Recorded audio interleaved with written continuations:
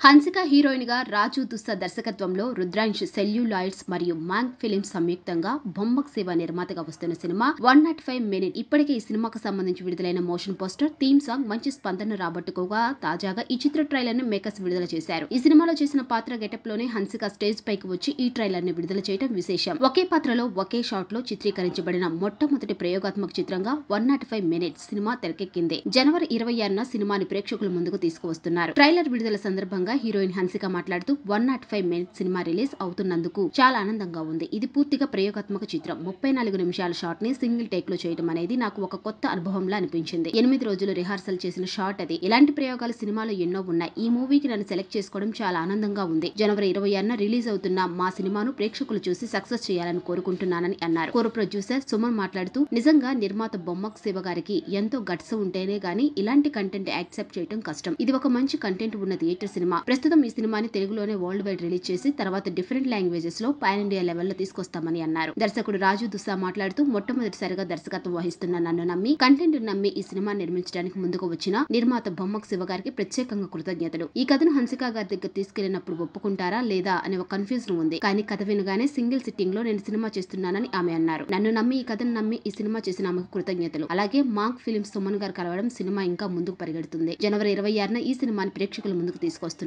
ప్రేక్షకులు సినిమాని చూసి మమ్మల్ని ఆశీర్వదించాలని కోరుకుంటున్నానని తెలిపారు.